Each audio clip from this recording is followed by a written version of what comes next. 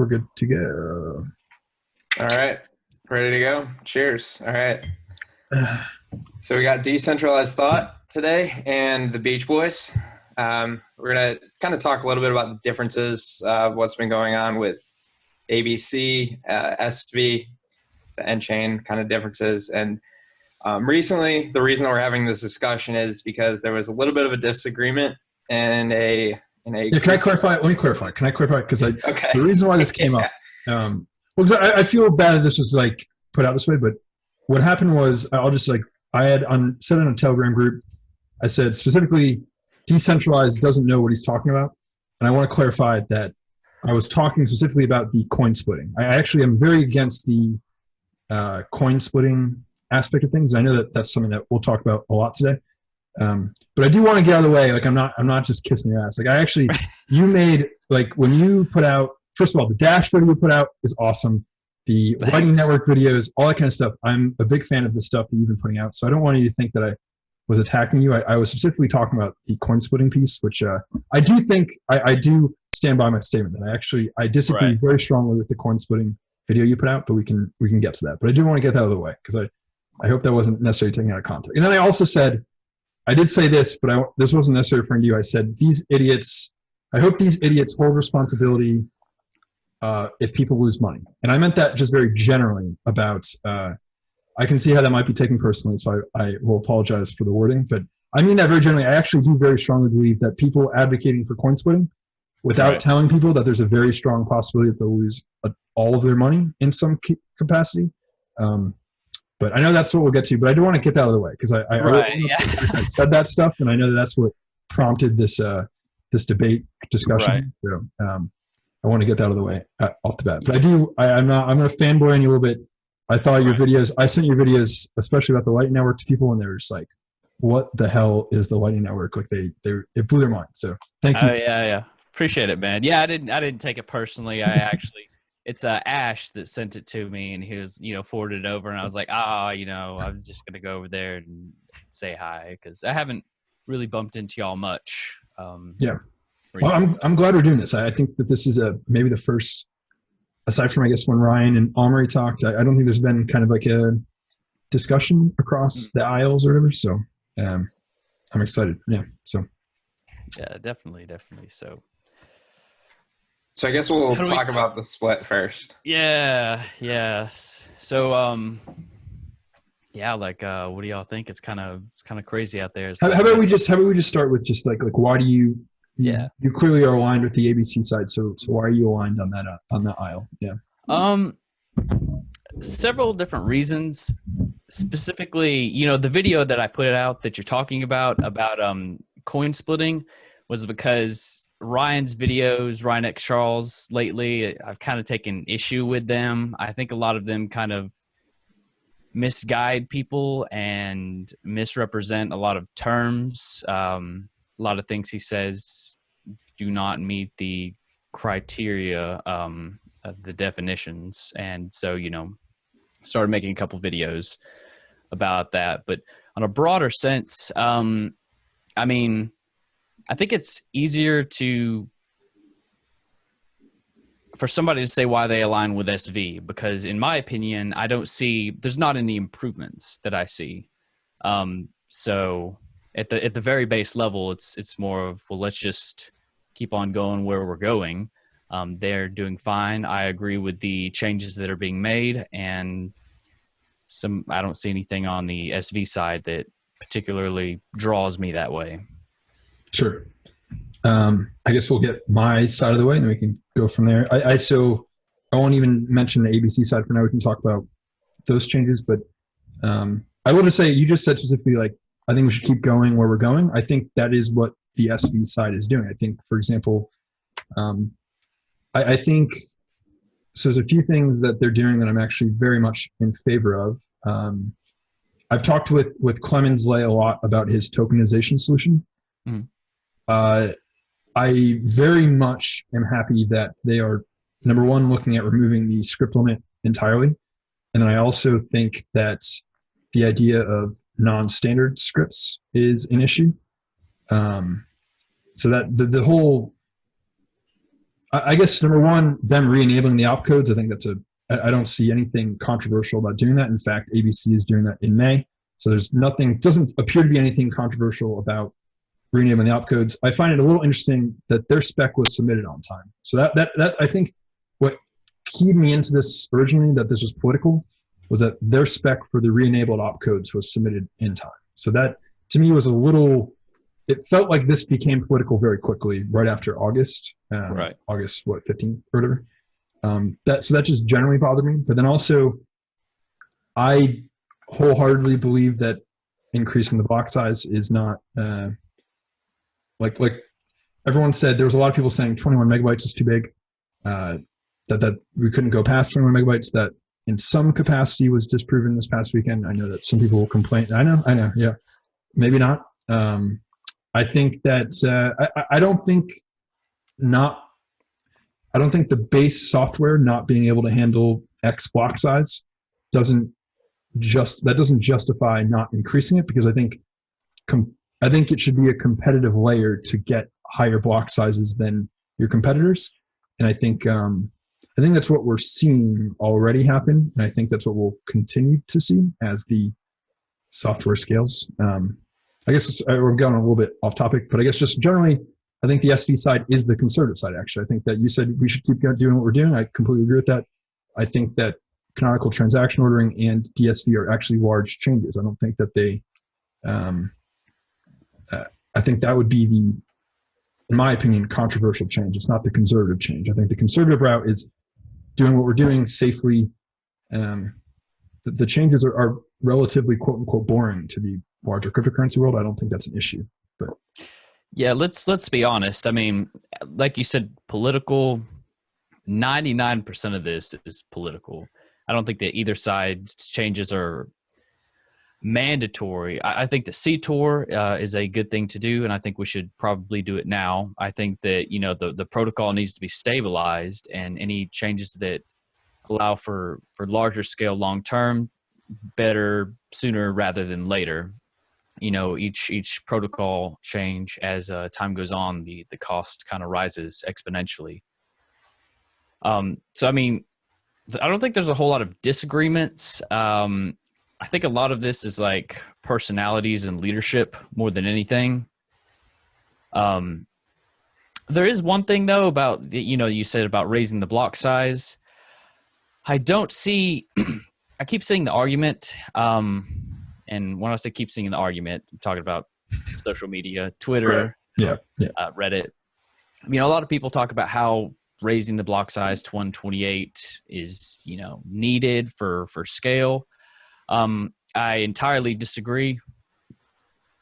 Our average block size is 70 kilobytes, maybe something like that. I don't think we've ever reached a megabyte without, some sort of stress test going. We did reach some 32 megabyte blocks. Was it yesterday or the day before? But there's a big difference between throwing out, a 32 megabyte block after 70 megabyte block and having sustained 32 megabyte blocks. You have a kind of a lot of different attack vectors can happen that way. And, 128 megabytes, raising that without any need for it, even close, raises attack vectors. And people can do poison blocks, which I'm sure we'll see some of those here shortly. Have you heard Steve Shatters' opinion on the poison block attack? Steve Shatters. So, I mean, his opinion, and I haven't heard, I've talked with some miners, I've talked with other developers. This seems reasonable that the poison block attack is something easily mitigated by miners. So I think there's two things what you just said. I think number one, and this is something Craig Wright himself brought up a while back, was that money isn't fluid, right? So you don't necessarily need sustained 32 megabyte blocks to justify raising the block size to 32 megabytes. If you have one 32 megabyte block at a high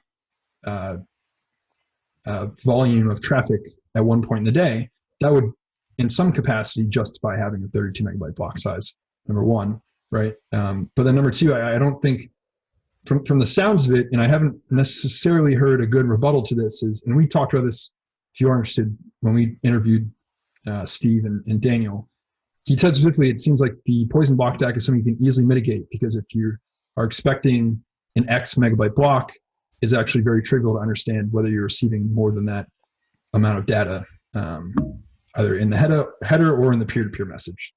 And I think that's what, I don't know, I'm just curious. I'd be curious if we see a poison block attack, because it sounds like it's pretty easily mitigated, from what I've understood. I mean, this is kind of getting a little bit off topic, but you know, going towards it. But you know, what do y'all think about the Satoshi shotgun that's supposedly going to be unveiled? I would say that would fall under a poison block attack. So I think we'll be able to see on the 15th whether that is an effective attack method or not. I think it's interesting that the side that is saying, and I'm not talking about you, I'm just saying in general, there's a side that is saying that the SV side is against the idea of permissionlessness. And then to say that something like people paying to make those transactions shouldn't be allowed to do it. So I think that is the definition of permissionless, right? And if, I mean, people can do it, people can feel free to attack. I think there's a difference, you know, kind of equating that to the core versus, you know, large blockers a while back calling smaller transactions spam, and somebody loading up a stress test on purpose for the purpose of knocking nodes off. I think there's a little bit of a difference there. Well, I think there's value, but I think there's value in, like, for example, I think that there's value in understanding, like, for example, the past weekend was the first time we actually knew, okay, a 32 megabyte block could be put into the blockchain. That was the first time in reality we've ever understood, okay, that is now technically possible, it's feasible. According to, I think Craig himself said it, we will see a 128 megabyte block mined with the stress test on the 17th. If that's true, doesn't that open it up to businesses to say, like, I think the scaling problem is in some ways a chicken and egg problem as well. I think that, it's, what is it, the London gold market, one day of the London gold market would require like 30 gigabyte blocks or something like that, the gold trading market. So I think it is kind of a chicken and egg problem. If you don't have the scale, you're not going to have real usage. I do agree with you though. I think obviously that it makes a better case to scale when you have usage. Right. But I still think, I do think it is a chicken and egg problem. I think that, for example, I mean, Calvin Ayre himself he owns Bodog or whatever. I don't think you could probably put a day's worth of online poker transactions on the BCH chain today and actually have them settle in a day, unless I'm mistaken. I don't think we have enough volume for that even, right? So, yeah. A lot of people seem to think that larger blocks will attract business in some way, but you know, we already have scheduled hard forks every 6 months. So if, say, a business was about to put Bitcoin Cash, you know, build the infrastructure for it, these things take time and will certainly take more than 6 months. Anybody that kind of says, no, you know, we need 128 megabyte blocks now, I usually ask them, you know, to make a small bet, you know, of how large the blocks will actually be on a regular basis before May next year on the second hard fork.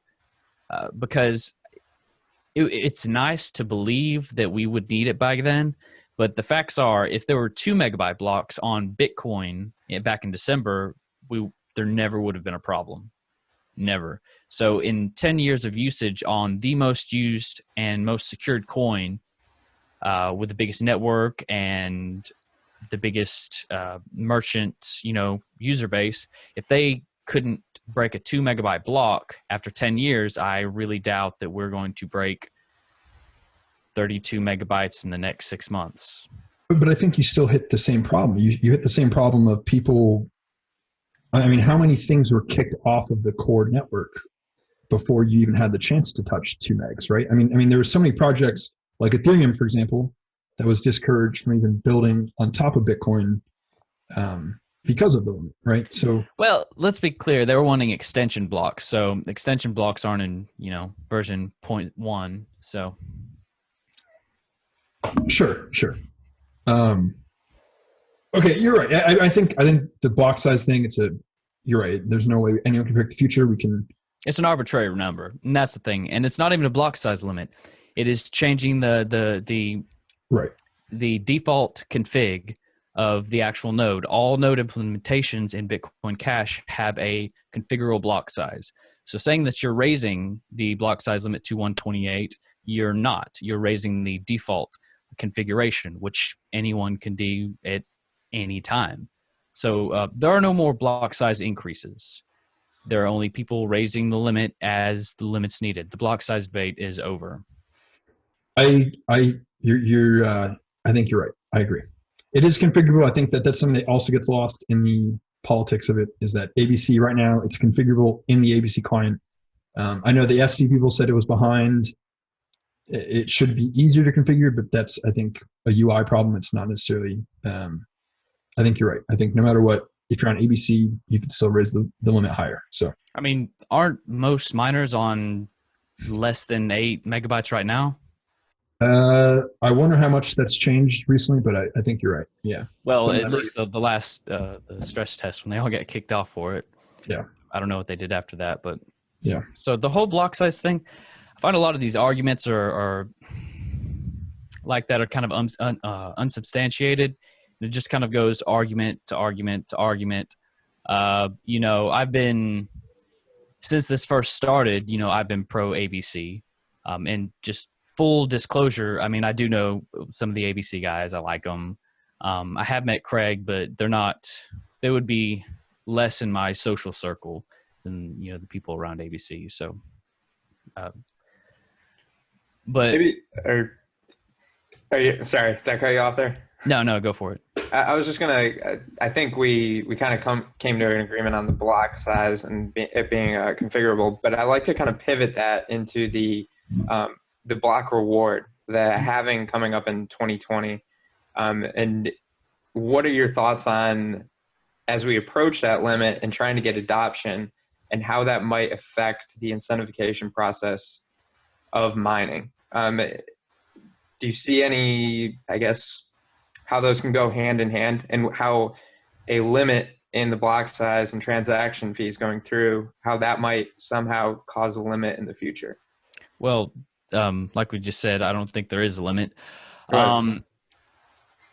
The question there, and correct me if I'm wrong, is do I think that a larger block size, like configuration, would attract more business before the halving? Yeah. And No, do you see that as a necessary component for us to start shooting for? I don't think so, because I think any business that is doing their research would realize that there's a configurable block size, and we can accommodate as much traffic as they can give. Well, I think the only thing I add there is that it's clear right now that the majority of miners, there's a very small subsect of miners that can handle 32 to hypothetically 128. So I think the only reason why I guess I would be for the stress test and all that kind of stuff is it does help, I would hope, maybe give a kick to smaller miners to help them understand you need better hardware, you need better software in some capacity to handle larger block sizes if that were to come tomorrow. Otherwise, you are handing the network to the top 2 miners or 3 miners. A lot of this can't be, it's not just about hardware necessarily. You've got geographical limitations. The Great Wall of China is a big issue. Yep. And speaking of, if you send out large blocks and they're not compressed in a well manner, you know, you get a lot of centralization just in China. So, I mean, if we had 32 megabyte blocks right now, every miner outside of China would have to switch to BTC in mine, because they would not be able to keep up with the Chinese miners. They would receive the blocks way after the Chinese miners got it, and the Chinese miners would be effectively, not purposely, but, you know, they would be selfish mining by accident, say. So, I mean, there are issues like that, and you know, that's why CTOR is being implemented. It's because these are real world problems, and you can't just say, you know, compete, because competition is moving to China and getting inside that firewall and connecting directly to the Chinese miners. and not getting your blocks late, not having your blocks propagate slower to the Chinese miners. I mean, almost all of the mining is in China, so I mean it's a slight problem right now. But as things get higher, better hardware isn't going to fix that. Better software will. Isn't the assumption there that the majority of mining is in China? And that may be true right now, but is that going to be true in a year, 2 years? Well, if the blocks get larger, it's going to get worse. Okay. And because as the blocks get larger, it takes more data to send outside of China. Since most of them are in China right now, they receive the blocks first. And then the blocks have to go to everyone outside of China. Everyone outside of China has to get their blocks it has to pass through the Chinese firewall. It gets out there slowly, goes to the miners, and any miner outside of that firewall, if they find a block, have to transmit it back into China, where most of the miners are, before the miners in China find a block themselves and propagate it to themselves faster. So unless you compress the blocks properly, the Chinese miners end up effectively selfish mining everyone outside of China. Yeah, I guess I'm just saying, if the majority of mining ends up outside of China, or the majority of mining capable of mining large blocks, for example, is outside of China, then that may not be true. But I think have like 70 to 90% of mining inside China. Yeah, right now. Yeah, I agree. I think you make a fair point for sure. I think we should move away from block size. I think this is a very boring discussion to people who are big blockers at heart, right? Right. So I think you make good points about the firewall. I think that's a very interesting problem to solve. I'm curious. Yeah, so if you have CTOR and you're able to have your graphene blocks a seventh of the size, you can propagate them faster and eliminate that problem. Yeah, I guess we can talk about ordering. I think the ordering part, I don't really have a great opinion one way or the other on it. I think I see the argument for canonical transaction ordering. I'm not necessarily opposed to it. I think one thing, Clemens Lay, I really like Clemens Lay. I've talked to him a lot. He wrote an article today I just read that I thought was interesting. One quote he made that was very interesting. And this, I think, is a byproduct of the 6 month. We have to, put changes in every 6 months. I think the one part of it that I would agree with him, and this is speaking as someone who, again, I don't have a strong opinion one way or the other. He said, we're going to have to potentially, if this all works out, this whole Bitcoin thing becomes a thing, we're going to have to tell our grandchildren why we made the decision we did today. And as someone who, I definitely am on the high sides of things, I don't know if, I think all changes have unintended consequences in the end. I'm not convinced that this change has, from the people even I respect that are outside of the SV camp, there's a lot of people that find this contentious. Again, I'm not too on. Right. Go for it. Yeah, because I'm not. There's a situation, and everyone's gonna just blast me for this because, mind you, everyone likes Bitcoin Unlimited. They got good tech, they got cool people, but I mean, contentious.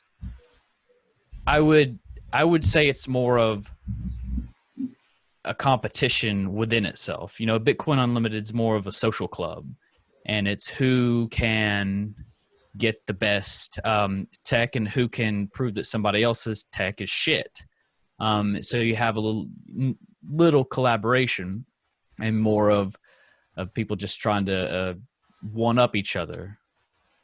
And you could always one up each other and talk shit, and I don't see much.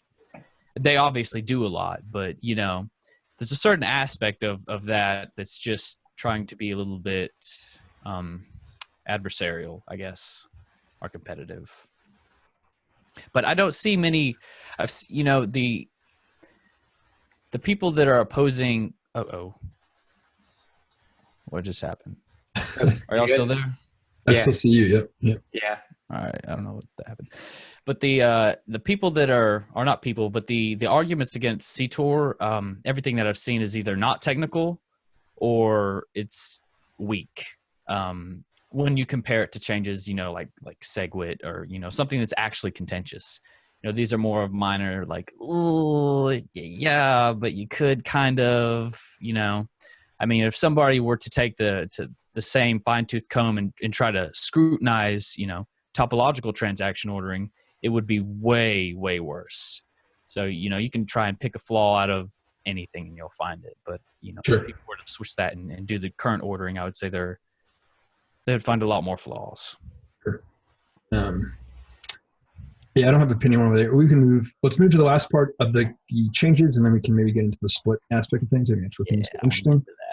But I do think one of the things that I wrote something specifically in response to Roger, because what I found interesting about Roger's video he put up about I actually didn't even care that much about DataSig Verify. I think I cared more that that there was contention. I cared more that there was contention and it was still being kind of hardline stood behind more than anything else. But then what I found very interesting is when Roger made his video specifically about the November fork, he pretty much admitted that the DSV opcode had legal question marks around it, I guess, with respect to how it affected the base protocol. Yeah. Sorry. Are you talking about his video that he released, or? Yeah, the video he put up where he said it was his thoughts on the November hard fork, and he pretty much implied that the reason why he was opposed to, or maybe why he backed the ABC changes, that he believed in this idea of permissionlessness. The permissionlessness buzzword, I guess, has kind of been thrown around a lot. I actually don't think Bitcoin is permissionless. We can talk about that on its own, but what I found interesting is that, because Craig's whole argument right now is that DataSig Verify enables, bucket shops, and it allows at the base protocol level illegal gambling, and it allows questionable legal use cases that he claims would then hold miners to right now miners are common carriers under law. This would make them something else. Publishers. It would make them publishers, I think, instead of common carriers. Roger's videos seem to kind of be like, yeah, but screw governments and we don't care. I've noticed that I know a lot of the ABC developers are like kind of anarchists at heart, which is fine. I don't care.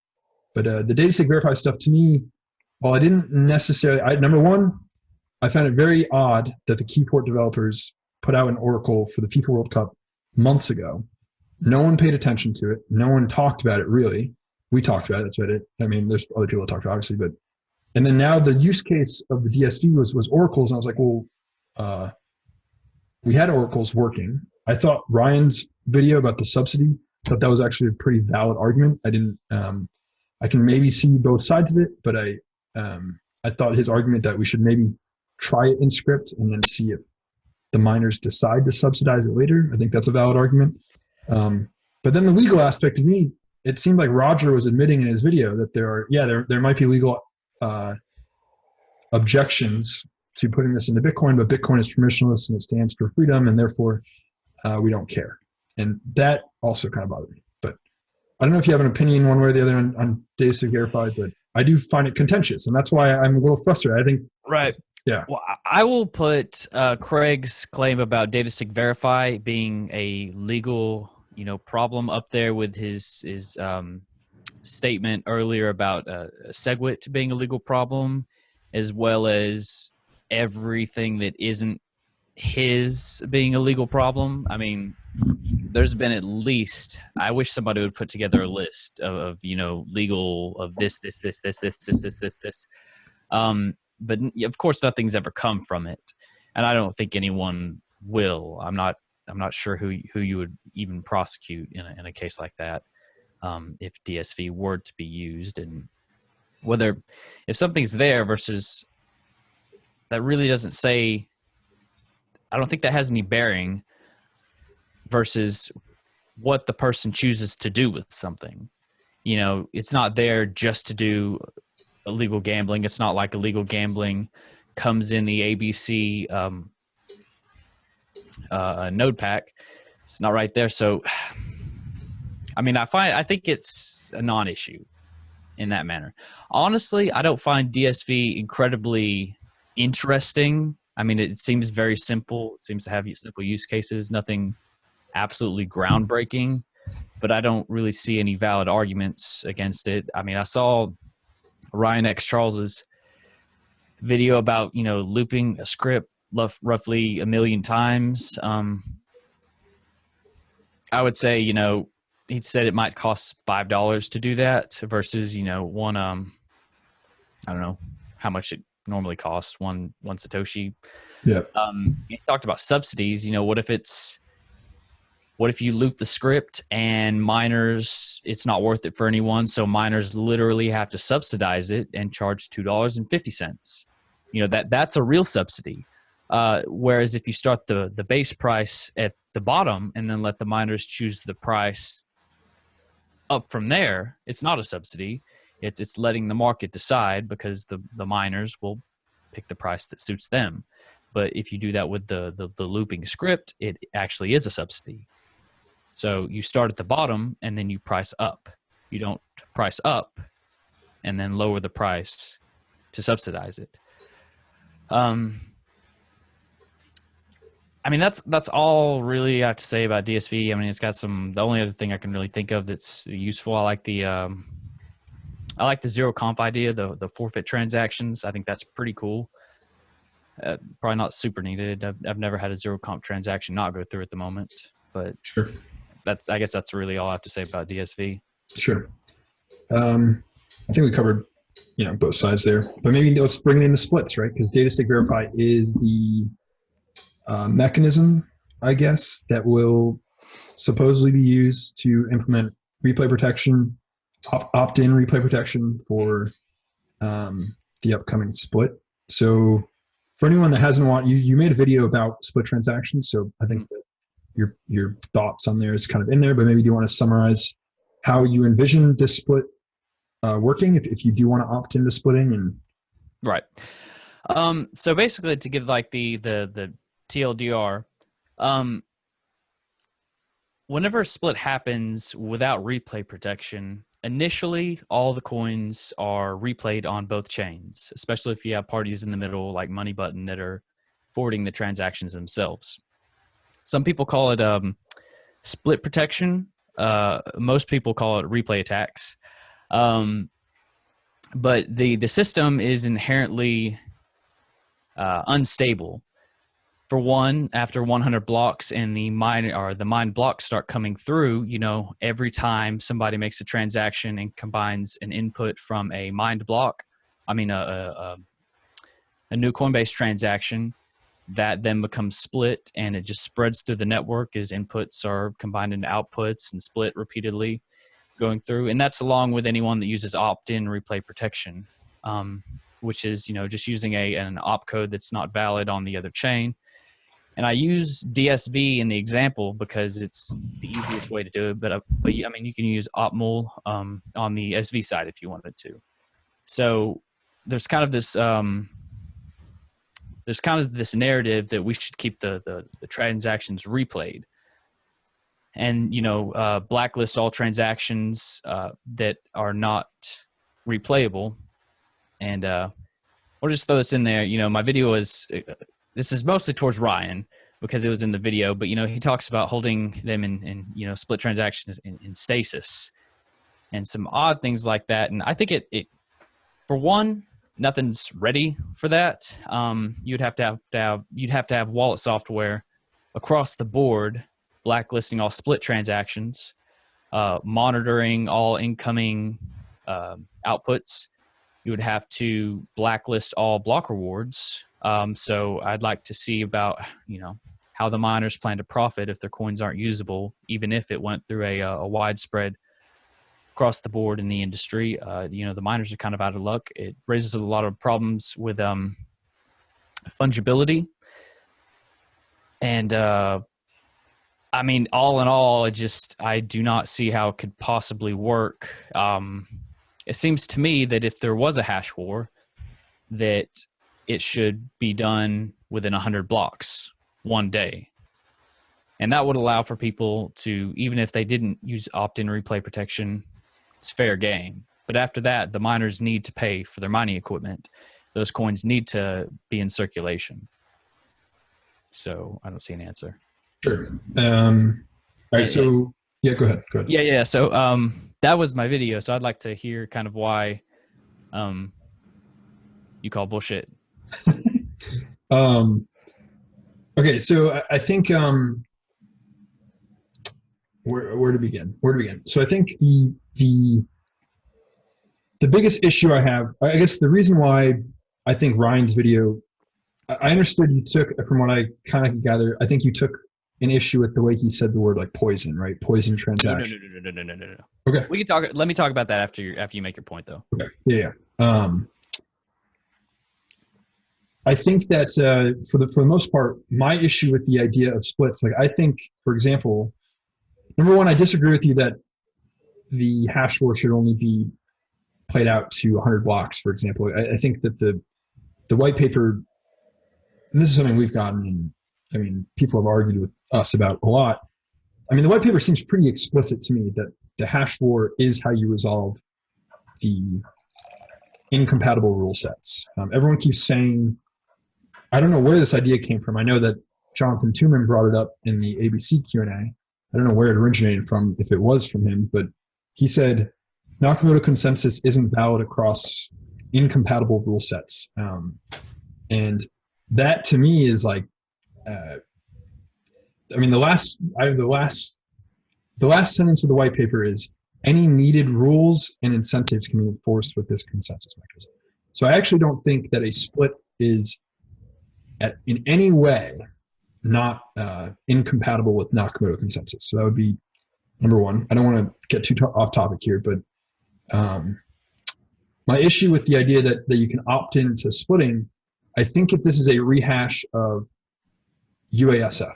I actually think that this entire opt-in replay protection is the idea that as users, we can activate a soft fork by opting in with using, let's say, DataSig verify, and therefore somehow we can protect we can now protect the existence of two chains. Craig has outlined that he is going to take DataSig verify transactions, call them illegal, and take them as miner fees. That has caused a shitstorm. Yeah. Of all everyone saying like no, we have the right to fork. We have the right to have a separate chain. I think that this is actually the culmination of the biggest lie that Core propagated was that users actually matter at all. And I know that's like it kind of sucks as users to be at whim of this, but really miners can do that. Miners can say, you are a minority chain. We're going to invalidate everything you just did, and we're going to steal your money. Because that's what they get to do as the majority, because they, as the white paper says, any rules and incentives can be enforced this way. So the reason why I'm very, very, very, very surprised to see people, and it's not just you, it's actually everyone. Everyone is just saying, we're going to split the coins. Exchanges seem to be somehow on board with this. We're going to split the coins. We're going to use this new opcode that let's hope this new opcode is as safe as everyone says it is. It might be, but let's hope it is. And we're going to use it for opt-in replay protection. We're going to assume that the majority hash power, assuming it is SV in this scenario that we're outlining, is not going to maliciously attack the minority chain, which is all within their right to do so as the majority chain. You may not like it, but as a user, you do not have a say in the matter. And that's my problem. That's why I think that I view this 100% as a rehashed UASF argument. And I wish it wasn't, but that's just how I view it. Right. I got to back up. Sure. My memory's bad. First, I want to say the video did not talk about 100 blocks being kind of within that range. Mm-hmm. There's no like real evidence to support that was ever planned, but it seems like if the argument was to not use opt-in replay protection, to do it within 100 blocks, because at that point you have no choice. It's in the system. It's breaking down now. The replay's gone. It's just going to happen very, very rapidly. So, how do you mean? Sorry, I might be missing. Like, what do you mean exactly? About which part? Like, how do you mean it breaks down? What breaks down exactly? The replay protection? Yeah. As soon as the chain splits, it's a ticking time bomb. within, it's obviously never happened long enough. You know, the only example I can think of is the Ethereum split, and, you know, they added replay protection at some point. So we don't know exactly how long, but I mean, from the moment of the fork, it's a ticking time bomb, about 1 day to 100 blocks. Once those miners actually get those rewards and those start propagating through the system, everything they touch starts, you know, can't be replayed. And the two separate chains become two separate ledgers. So even if users choose not, I mean, you really can't choose not to. And you said, like, you know, you really hope that this opcode is what they say, you know, because they're splitting with it. I mean, we could use opmule if we want to. I mean, there's plenty of ways to split. This just happens to be the easiest. The other thing about the user activated soft fork, that's kind of, I mean, I think that's kind of bullshit. The whole UASF thing, you know, the miners like chose, like, whoever, if you think that that's a thing, it's not. You don't, but I'm saying generally, like, that the idea of that, you can't, it's not a thing. But I mean, what else is this? What else is this? If we're saying that it doesn't matter who has majority hash power, that somehow two chains are going to emerge out of this, how is that going to work out? How is that actually going to work if the majority chain is openly stating we are going to attack the minority chain? Well, I mean, if they, I would, well, first, before we go on a rant about Nakamoto consensus, I still want to kind of know why in the Telegram chat you said I don't know what I'm talking about, because so far, I mean, that haven't gotten to that yet. Sure. I think, Connor, your problem is that people could lose money, right? Yeah, well, that's all I'm getting at, is that everyone is saying, even was it just, I just saw the Bitcoin Cash, what is it, association now? They said in their information about the fork, it listed an entire section about how to split your coins with no disclaimer that there is a chance, if one chain emerges out of this whole process, as described in the white paper, you will lose your money if you use DataSig verify to opt into replay protection. There's nothing in their announcement. And this is what very much bothers me, is that everyone is saying, split your transactions, there's going to be two chains. ABC openly saying there's going to be two chains. Unless they switch the hashing algorithm, which they floated, I don't think there is going to be two chains. And if people do opt in replay protection with DataSig verify, and Craig and whoever else makes good on their promise to steal those transactions, people are going to lose a lot of money. Right. Okay. So there's nothing. That's what I was kind of hoping to talk about is, from a technical standpoint, the video is fine. You just, if I would have put a disclaimer about Craig's claims, like I talked in the previous video to Ryan. Yeah. Let me maybe clarify that one piece. I don't. It's not even that. I guess if I had to clarify why I was saying not knowing what you're talking about, I'm just saying people, at least from the reason why I said it, was because the chat was saying specifically, well, it sounds like there's going to be a split. Did you see his video? I was like, well, it doesn't mean there's going to be a split. It just means that this is what people think this is how a split is going to occur. And I'm saying this doesn't guarantee a split whatsoever. In fact, it might lull people into a false sense of security that a split will occur, and then they're going to lose a lot of money. And that's what bothers me. Well, there's absolutely going to be a split. It's the only question is, will it persist? Will one attack the other? You know, because if you split your coins, you can't really lose anything. I mean, if you were like a special case and just happened, I don't know how you would even do that. So the only risk is if Craig confiscates everyone's coins who chose to split, and then redistributes them to the miners of his chain, which, let's be honest, we know who is the majority hash rate there, who the coins will go to. So, you know, in any normal 51% attack, a miner cannot rewrite a ledger. They cannot mess with the UTXOs of the users. So I guess my question, what do you mean? Why can't they? Well, I mean, they just can't. But if they're the majority hash rate, they set the rules. That's the way it works. Well, I mean, they just can't rewrite. I mean, they can't just take people's UTXOs. Sorry. Okay. Sorry. Yep. Okay. I see what you mean. I thought you meant like they can keep people from using them. Sure. But under normal circumstances, you can't just say, you know what? Well, we're just going to take this over here and this over here and this. It doesn't work that way. So this particular client is writing in a new rule that says if you disagree or do something, quote, illegal, they're now illegal opcodes, are the exact words that Craig Wright used in his blog post, that they can confiscate your coins and redistribute them back to the owners of the chain. And by owners, I mean the miners, which I mean CoinGeek and nChain. So, I mean, do you think that that's, are you defending that? I don't think I'm defending the fact that miners decide the rules. And if they are the majority, right. I'm not even saying I shouldn't be forced to defend the actions of what they are saying, we're going to prevent a split. Here's how we're going to prevent a split. Do not. And the reason why I'm equating this to me feels like a potential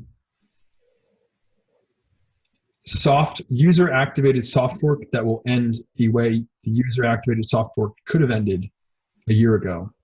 But it's not user-activated. It happens naturally after 100 blocks. You are artificially stepping in there and trying to stop it. That's the point. Users the parties, the interference is stopping the replay. That's why it's called a replay attack.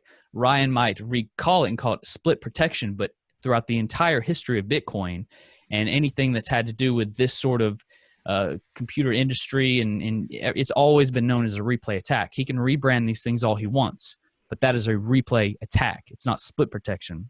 He also called a splitting coins and sending one or the other a double spend. That is bullshit. It's not a double spend.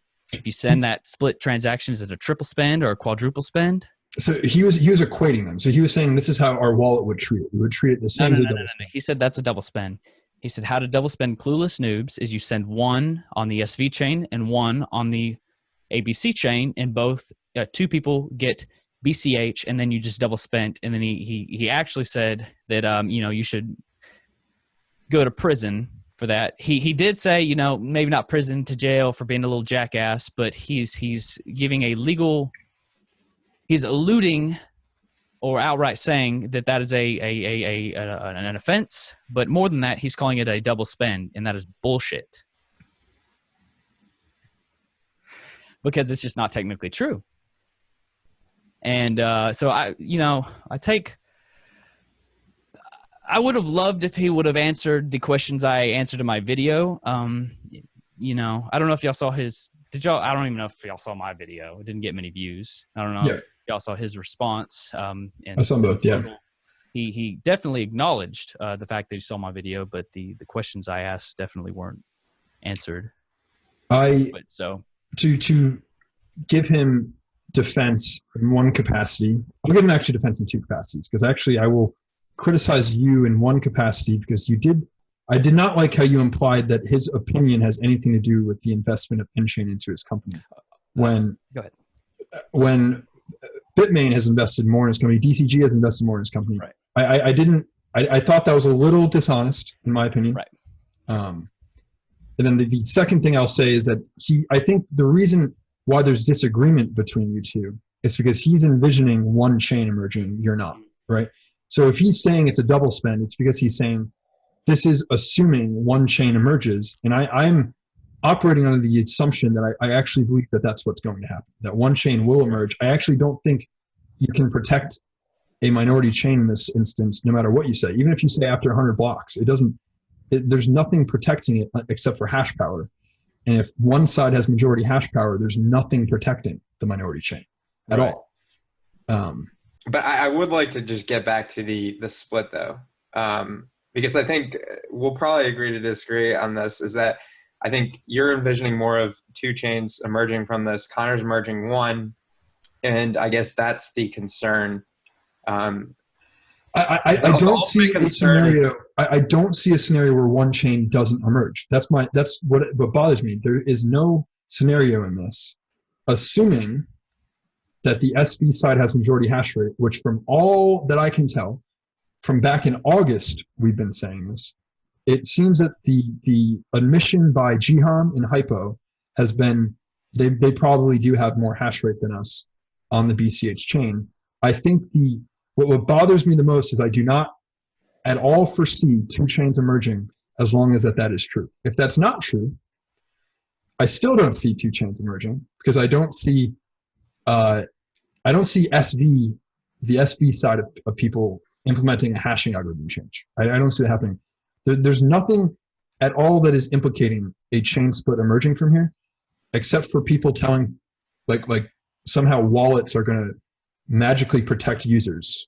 Well, I mean, the chains are going to split regardless. It doesn't matter if somebody puts in a replay protection or not. Within 100 blocks, things start ending up in replay. Give it a month. They'll be two totally separate chains. Why? There's no... Okay. This is why.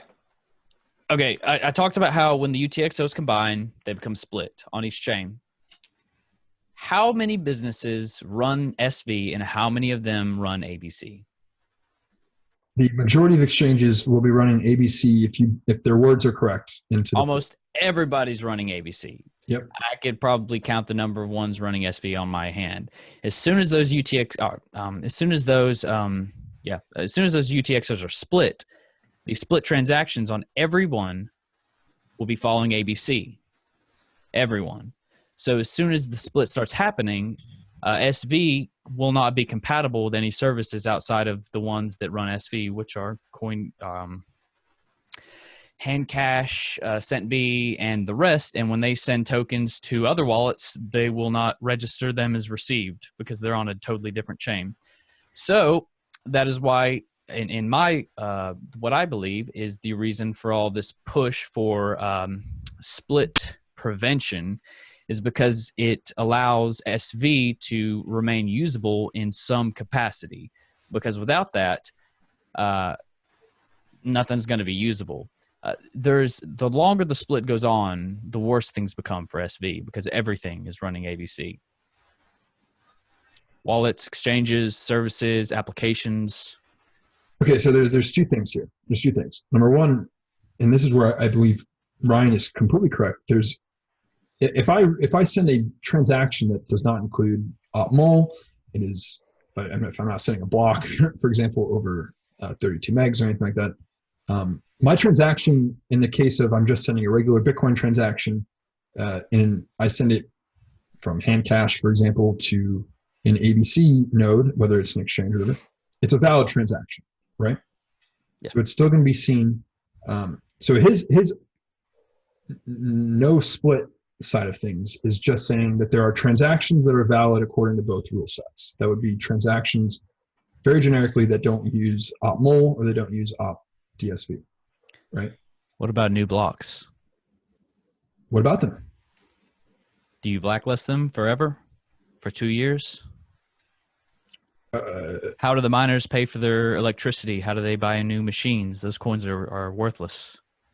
In the case of the minority chain? Is that even? No, in the case of split protection.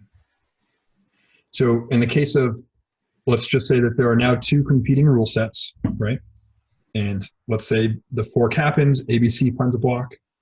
The next two blocks are SV. These aren't going to build on top of the ABC. Any over here aren't going to build on top of SV, right? So you are going to have, in this scenario, block rewards according to different rule sets.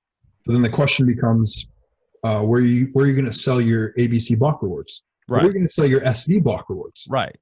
You're not going to sell them anywhere until one of two things. Either one, there is some actual protected status of replay protection across both chains that exchanges feel comfortable actually accepting one and the other. Or two, one chain emerges and the exchange feels comfortable accepting transactions from the one chain. Right? Well, exchanges all feel comfortable with accepting both and splitting all coins right now. But so, I mean, do you expect the miners to just hoard all their coins that may or may not come out on the other end for a couple weeks, months, years? It sounds like there's one side that is prepared to do that. Yeah. It sounds like another side may not be. Yeah. That's what the hash war appears to be setting up. Yeah. You don't think the game theory on that's going way out of line here? Who's willing to go without rule? Who's willing to hash without any profit, strictly burning money? That I guarantee the joint coin is not anywhere in the white paper. Nothing about that. That is not natural. That is the white paper. The white paper describes one chain emerging, always. Now, the white paper describes consensus among one chain. Oh, this is my biggest. I hope you understand. This is very amicable. I'm very much enjoying this discussion. The entire white paper describes, again, the last sentence. Any needed rules, right, and incentives can be enforced with this consensus mechanism. Every single time it says the longest chain must always be considered the valid one. That might be a Satoshi quote outside of the white paper. Everything about the white paper and everything Satoshi ever said never, ever, ever describes multiple chains emerging. It's always one valid chain as described by the majority. Always. Always. The white paper doesn't cover rule changes outside of Nakamoto or outside of the chain. It doesn't describe how to pick, I would say, the next chain, because it says specifically, you express your vote by building on blocks that you consider valid and reject, or not. It doesn't even say reject. It says, and ignoring blocks that you consider invalid. What happens if you ignore blocks that you consider invalid on a secondary chain? The chain continues. Nowhere does it say that you reject them, as in, orphaning or mining empty blocks. It says ignoring them. That's because it's not about two different rule sets. The entire white paper is based off of one rule set.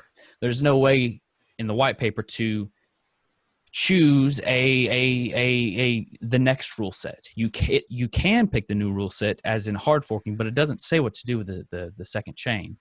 I would say that it's assumed that everyone would have consensus to move over and it kind of die off, but it does not describe that mechanism. So there's a few things there. Number one, it's Bitcoin, and I have it on the wall, so I will probably read. Bitcoin, a peer-to-peer electronic cash system, not Bitcoin, multiple competing peer-to-peer electronic cash systems. The last two sentences cannot be, they aren't separate sentences. They are part of the conclusion of the white paper that says they vote with their CPU power, expressing their acceptance of valid blocks by working on extending them, and rejecting invalid blocks by refusing to work on them. Right. Any needed rules and incentives can be enforced with this consensus mechanism. It is this. I have no idea. I honestly cannot for the life of me understand. Someone told me it started with core. I have no idea. The first time I heard it recently was with Jonathan Tuman in the Q&A. I have no idea where this idea that there are multiple, that the white paper doesn't to talk about incompatible rule sets when it says specifically that the rule set itself is defined by the majority of hashing power. That is the white paper. That's what it's describing. What do you think happens if you reject blocks by ignoring them? I think that you set yourself up as the minority chain to be attacked by the majority chain. And that's why I'm very much opposed to people recommending. That's not the white paper, though. Only ignoring them is. So let's see. I'll pull up Satoshi Nakamoto on this because he said specifically that actually, let's see. I don't want to get it wrong. Go ahead.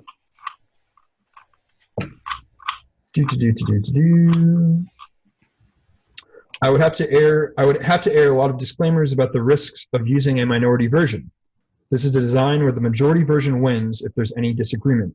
And that can be pretty ugly for the minority version, and I'd rather not go into it. Of course, we wish he would have gone into it at this point, but he was very explicit that minority chains would suffer a lot of damage, or could potentially suffer a lot of damage at the hands of the majority.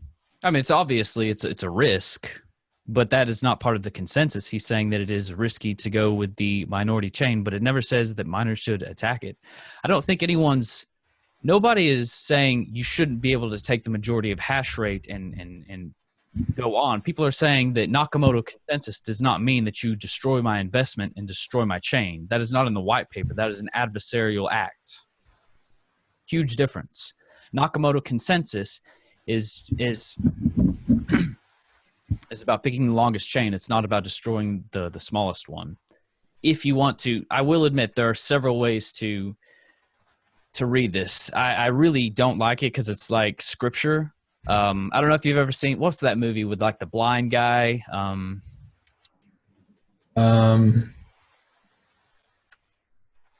It's like a post-apocalyptic world. Blind guy.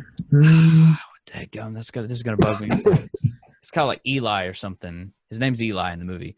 But anyways, the main bad guy is like always carrying around a Bible, and he, you know, reads from the scriptures and then assassinate, you know, gets people killed and stuff.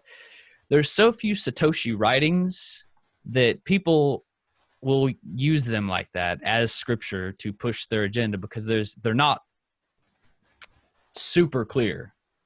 And as things get more complex, you're able to use these simple ideas to kind of make it sound with what you want. So I think Nakamoto consensus, what it's talking about there is A, about finding a valid, having consensus for a transaction history. Even if you believe that's not what it covers, it's obviously including that. B, it's very applicable to soft forks. Because you're in the same rule set, you're able to do just that. You know, build upon blocks and reject and not build off blocks that you don't agree with.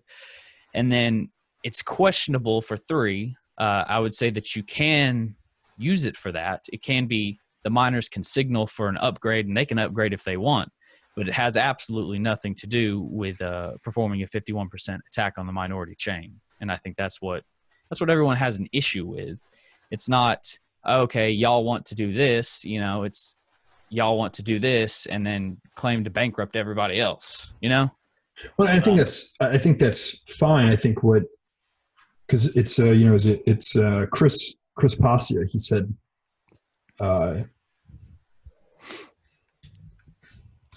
we can talk about the morality of 51% attacking the chain. It was Chris that said, he listed a bunch of fallacies that will die with the fork or whatever, or Craig Wright fallacies that will die. The first one he said was that non-mining nodes do not matter.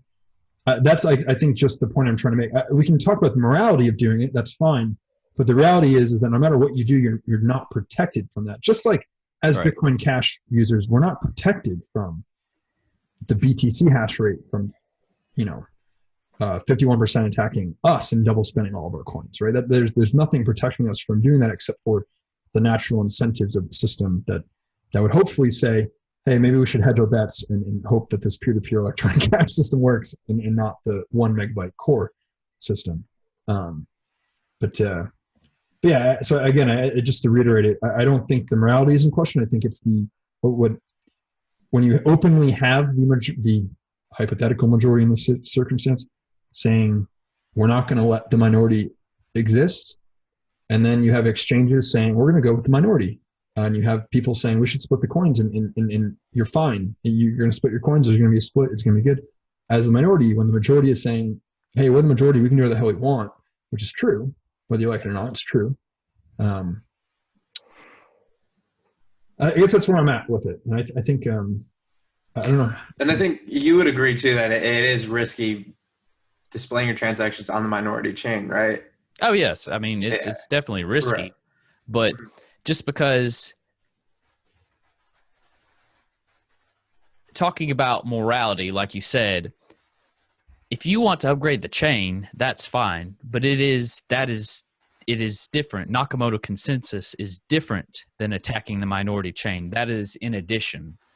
So that's one problem I have mostly is people going around saying, you know, Nakamoto consensus, and that's not what it's talking about. If you want to talk about hard forks, that's talking about, you know, implementing a rule change via a hard fork, but not, you know, destroying the minority. Off topic, but, you know, I think that there needs additional consensus mechanisms kind of need to be put in place. I don't know if y'all know about drive chain. A little bit, yeah. Yeah, things like that. I think in the future this will be a non-issue because, you know, whoever's in the minority will be able to live on through a drive chain, and everyone else can just go on their merry way with the majority fork.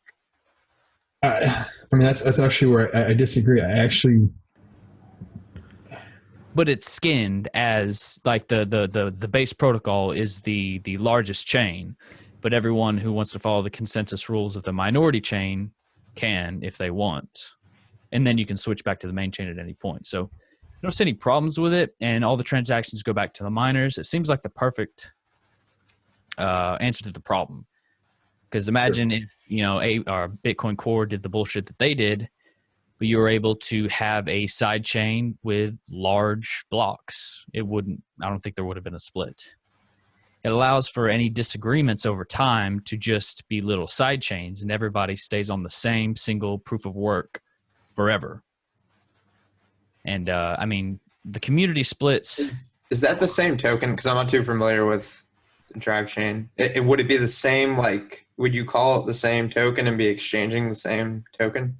It would have, it's like a 1-to-1 ratio, a peg. The value would likely be a little bit different because it's kind of the process of pegging in and pegging out takes a little bit of time. So that would be priced in. So the sidechain token would likely be priced in a little bit less valuable than the main chain. But, all the transaction fees go to the miners. It's not like Liquid or Lightning.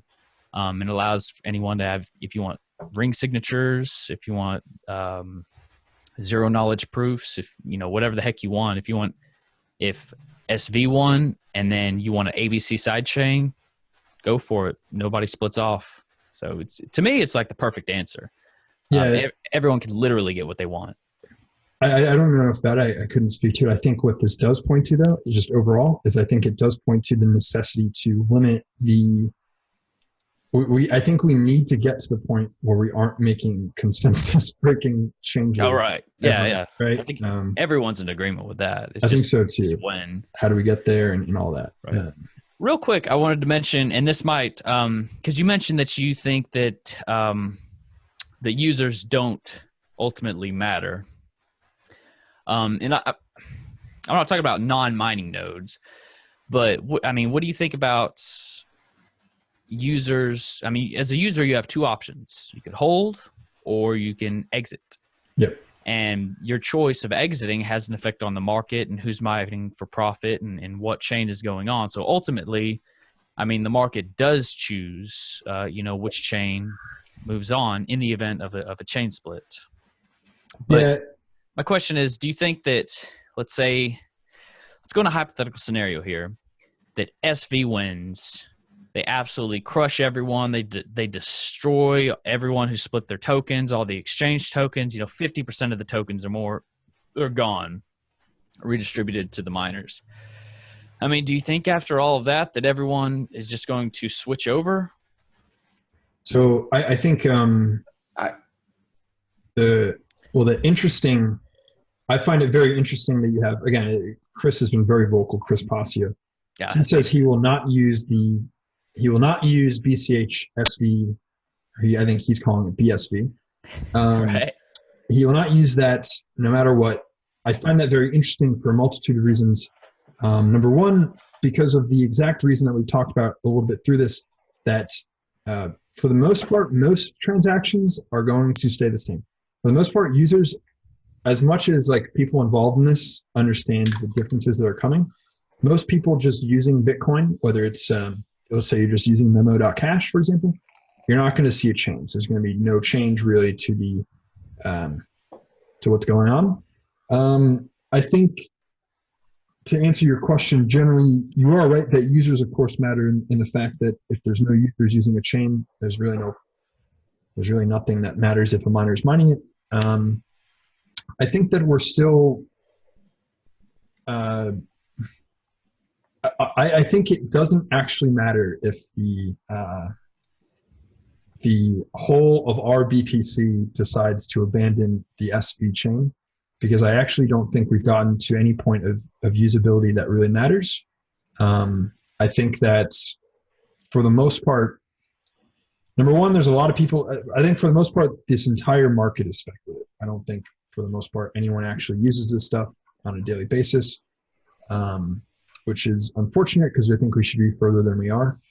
But then to, I guess, just generally answer your question, I don't think actual real use comes until applications are built that allow that. And that would be in the case of like memo.cash. I think a lot of people that are politically minded see a use for uncensorable Twitter. I think we have done nothing but show Keyport for the past couple of weeks. I think the use case of microtransactions to pay content creators, I think that is something that you cannot do outside of Bitcoin.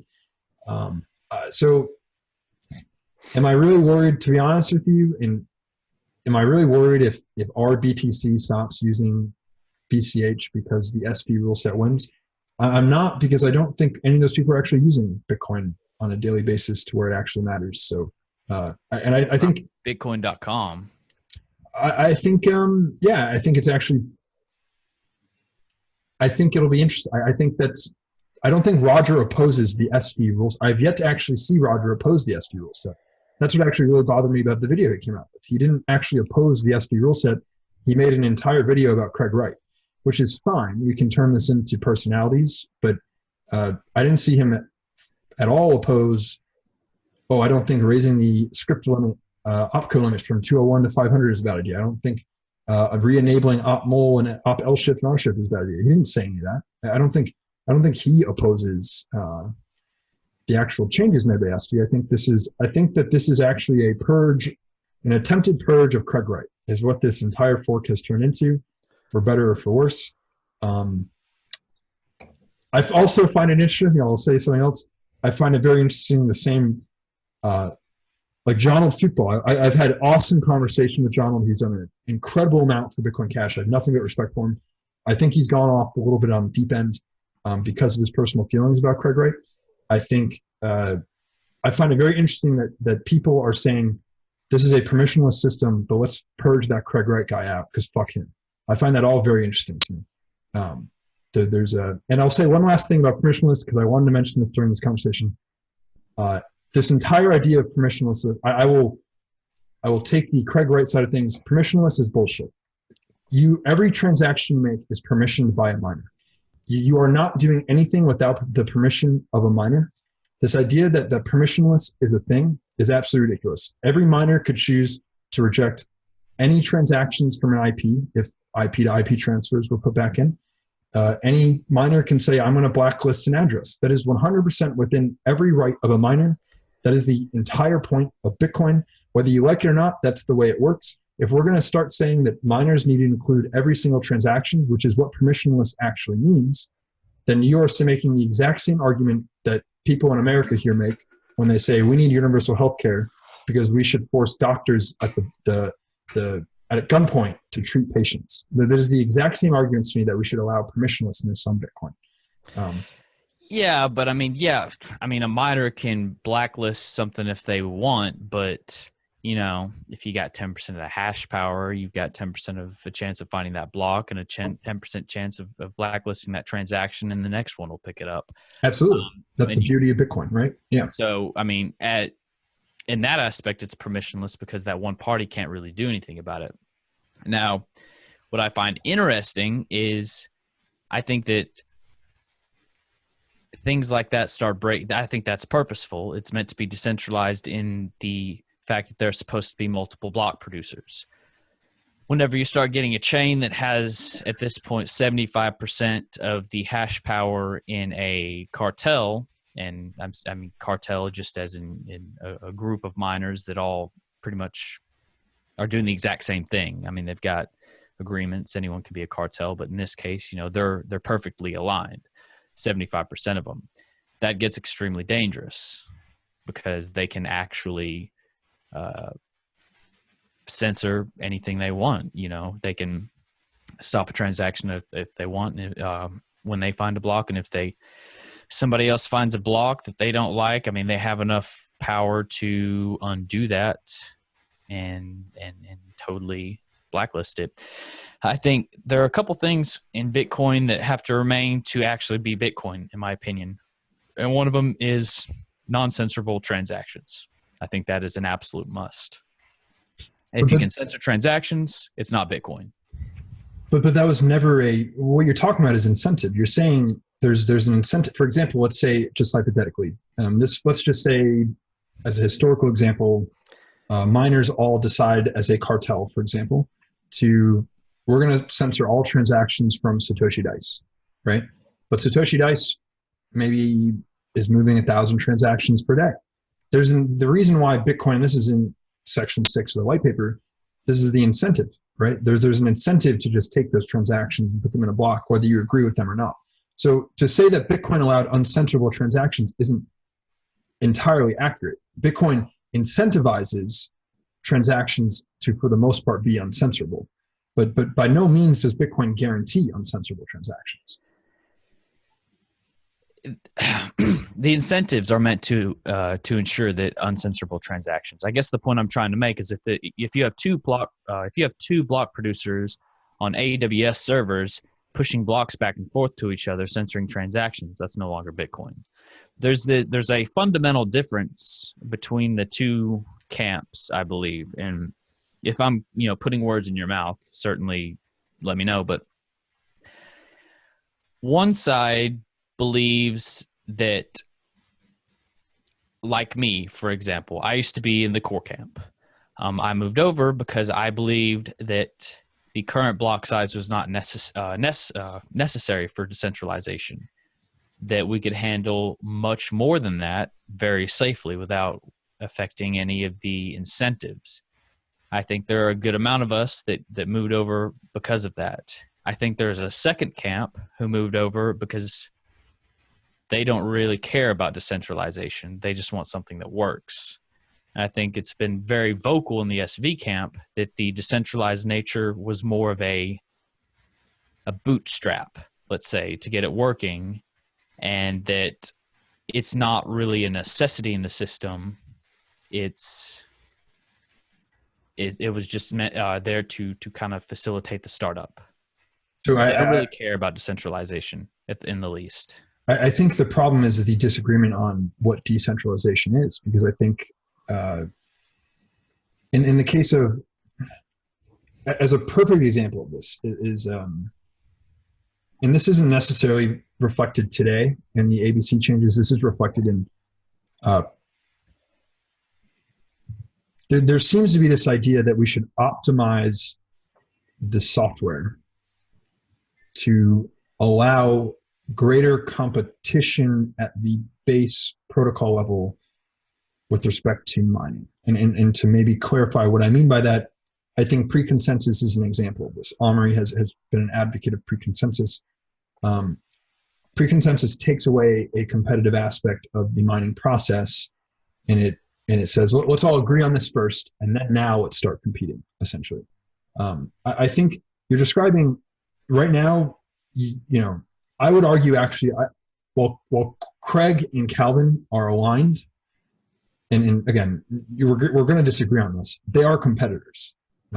They're money. This is what I think Bitcoin, the beauty of Bitcoin, greed is a hell of a drug. I think if there ever was an opportunity for Calvin to outcompete Craig, I think he would do it. And I think vice versa.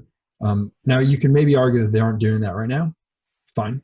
But I don't want to get stuck in that. I want to move forward. I also think another thing that I think Craig Wright was actually responsible for bringing this into the lexicon of Bitcoin. And the more I've looked into it and talked about it with other people, it seems to be a great example is this idea of a Red Queen's game.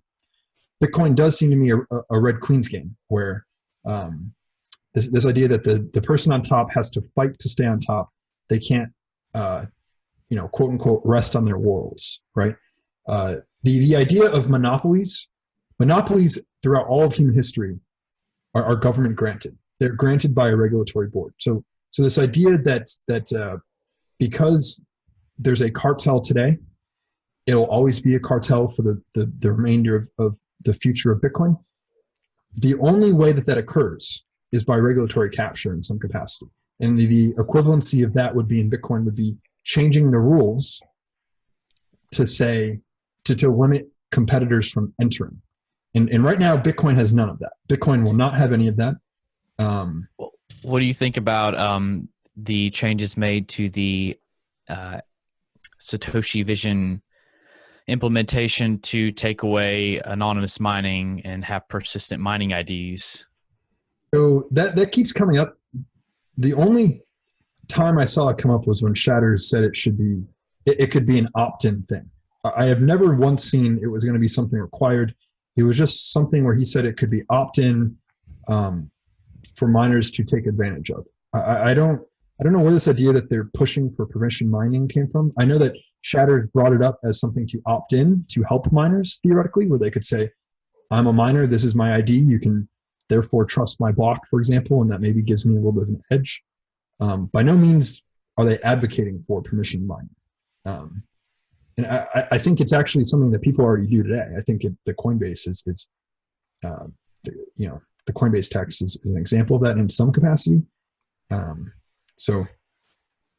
Well, I would say that it's a change that has very bad consequences if pushed in the future. It's certainly not a good change. If you want to opt in and sign a Coinbase transaction right now, everyone's free to do it. It's already opt-in. But as soon as you start assigning persistent mining IDs, that's when things start getting scary, especially when your head thought leader talks about anonymity the way he does. And after the fact, that he was hiding hash in the anonymous part of Bitcoin Cash before it came out as BNG. So I see a lot of changes. I guess one reason is I see a lot of changes that have long-term effects that could definitely be taken advantage of. There are certain steps that are being taken that kind of point in directions like the permission mining. That is a very, very, very bad scenario. If you can get people to use persistent mining IDs, then you can start whitelisting and blacklisting based off of IDs instead of off of rule sets. I think that's super dangerous, especially whenever your chain is mined, 75% of the mining hash powers from one or two people that are aligned. I don't disagree with you at all, but I haven't seen it's been kind of repeated as fact that they're pushing for it. All I saw was one Twitter post from Shatters that said it could be an opt-in thing for miners. I haven't seen them push that, but I agree with you. I don't think that should be forced upon miners whatsoever. Yeah, completely agree. And then I will say, because again, I like to the anonymity thing from Craig. I have actually, it's something that I've thought about a lot because it's interesting to me. And I think I think it's a very knee-jerk reaction to say that his opinion on that is actually bad or wrong. I think he made, in my opinion, some interesting points that, and the reason why I took him seriously actually was after I'd followed a journalist who was looking at some of the Snowden leaks outside of just what was popularized by, what was actually popularized at the time was like less than 1% of what he had leaked. The NSA is one of the biggest proponents of people using Tor because it hides their own activity. So I understand people's knee-jerk reaction to be like, oh, Craig hates privacy and anonymity or whatever, but he makes a very fine distinction between privacy and anonymity. I don't think it's something to dismiss out of hand. I think it's a good debate. I don't necessarily agree with him, but it made me think more about what he was talking about. Yeah. I think it's very spicy considering kind of some of the things that are going on. Like, for instance, you can talk trash about anonymity and how it's the veil of cowards, or however he phrased it. Lisa? Anonymity is something like that. It had something to do with cowards and thieves, but there's a whole lot of N-chain itself steeped in complete anonymity and mystery. For instance, y'all know how much of N-chain and how many of the patents, intellectual property, and how much of N-chain's investments that Craig has access to? I would distinct, though, this is just distinction in privacy. Privacy and anonymity are two things, right? So I would agree that it's private. It doesn't necessarily mean it's anonymous, but no, I don't know much about, I have no idea. I know the number of patents because he says it, but that's right. About it. Yeah. He also says they're his, and the mining and 1,000 or so patents on the blockchain, all owned by nChain, and no one knows who owns nChain. Completely anonymous. The veil of cowards. So I find it pretty fresh whenever things like that are totally steeped in mystery, and then at the same time they're all freaking out because we don't know how much or exactly where ABC's funding is coming from. But funding is a very large, it's very different than who directly owns the actual patents, investments, who employs Craig, Again, though, I would make the distinction. Privacy and anonymity are two different things. All because we don't know doesn't mean that it's anonymous to, I'm sure some government has some idea of who is the top shareholder of nChain or whatever else. I don't think it's purely anonymous, but I think the patent thing, it's a great debate. I think patents has been one of the most interesting discussions I've had with people, just even outside of Bitcoin. I have a lot of friends who are libertarians who are pro-patents. I have a lot of friends who are libertarians that are anti-patents. I have a lot of friends that are, anywhere in between there. I think the patents are interesting. I think for anyone to think that, there's two sides. I think the MasterCard and, people are going to patent. So I understand the desire to patent, but I agree with you. Of course, there's a risk involved with, we don't know what they have patents on or anything like that. So I empathize with that viewpoint. Well, the patents are public, but the people that own them, I find it just very risky to not know who owns all of that. I think it's a huge hole. I'd encourage you to try to follow the chain of funding. It's very strange. If you have information, I'll look at it. I have no idea. I don't know. Right. There's just not much out there. It's just a chain of shells upon shells. But I had before I took it down. You ever see that episode of Always Sunny in Philadelphia where Charlie's got like all the stuff on the walls? He's talking about Pepe Sylvia. That was like my wall trying to find it. But the mail. We're gonna check the mail. Yeah, it's Pepe Sylvia. But anyways, kind of to go on from that. Yeah. So about the actual hash war. So what are y'all kind of expecting? We've said from August. Again, I was going to make a bet with Jonald, one Bitcoin bet. I never did it. He probably won't take me up on it now. That I said way back in, it must have been September, that SV would win. When I saw Jihan's tweets, we did an episode about this a while ago. Jihan and Hypo's tweets from the beginning seemed to me to be an admission that they didn't have the hash rate. I don't think two chains will merge just because I think the majority chain, assuming it is SV, has advertised very explicitly a minority chain will not be allowed to exist. So that's what I think will happen, but I could be wrong. I don't know. Right. Hmm.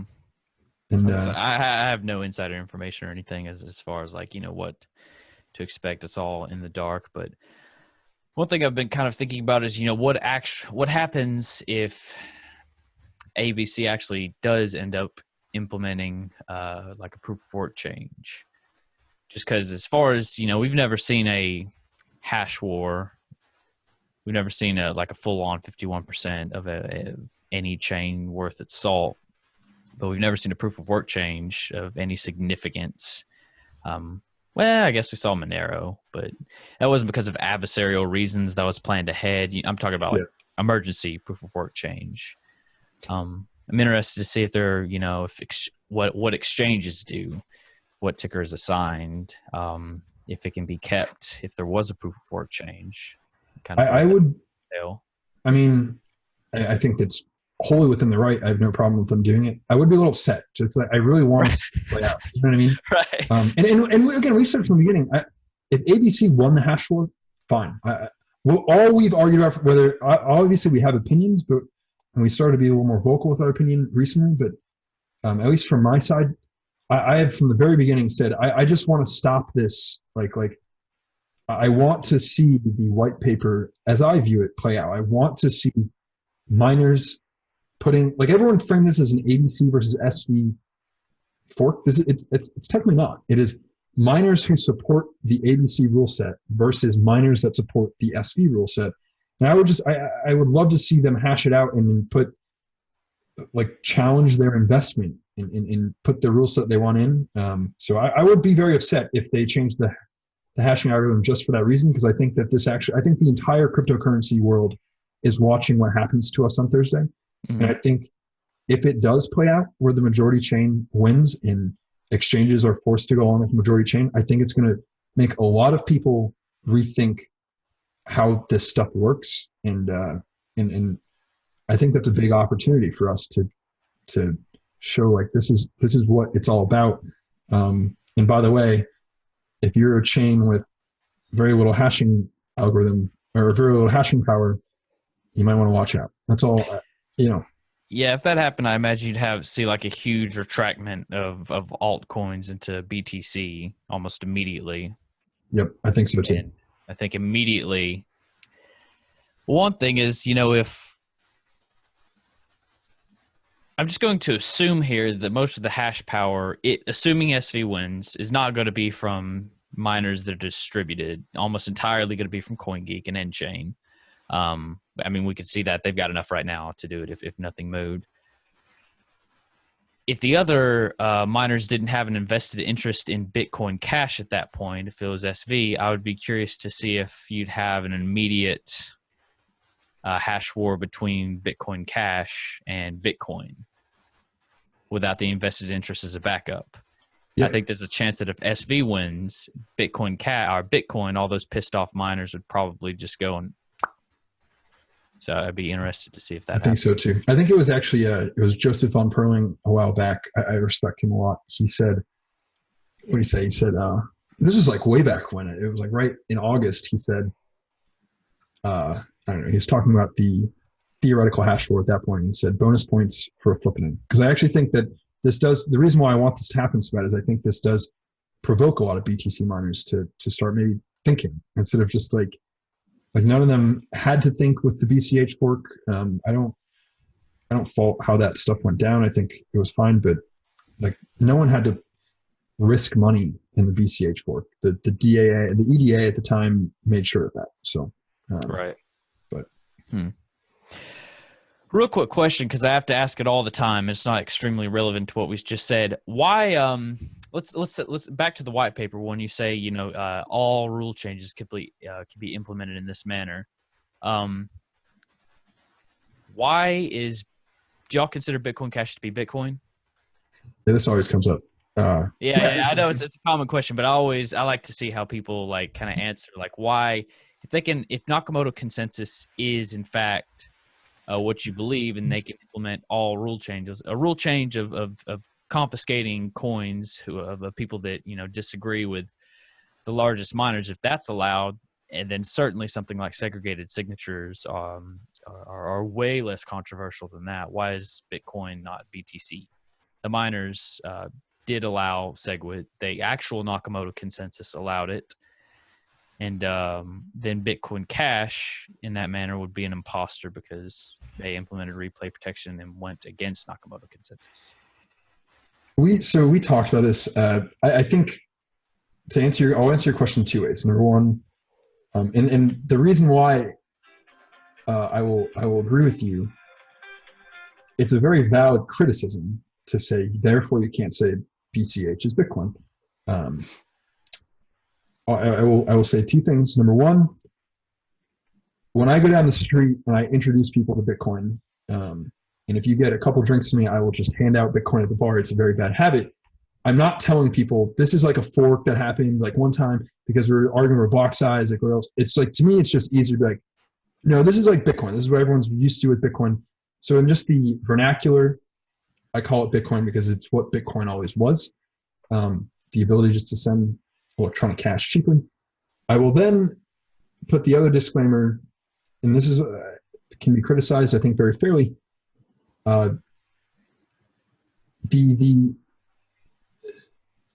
Because this isn't described in the white paper, it's not described by Satoshi. This is why, again, I think it can be criticized fairly. But I think it's a valid argument. Is that the EDA itself, the emergency difficulty adjustment, and the replay protection completely removed the incentive model of choosing valid rule sets. It was just, hey, this thing's going to exist no matter whether you want it to or not. And like, even if one person is mining it, it's going to exist because we put this mechanism in to do it. I don't think there was any incentive for a miner to risk anything in that fork, because why would you? And then I'll also say that Nakamoto consensus hasn't played out with BCH. If Nakamoto consensus, while there's all these weird stipulations about difficulty adjustments, no miner has attacked BCH.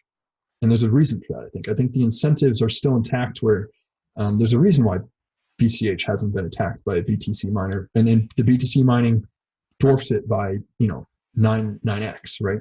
So, but yeah, I think it's a valid, everyone brings it up. It's a valid criticism that if I'm going to make this line of argument, therefore I can't say BCH is Bitcoin. And that's fine.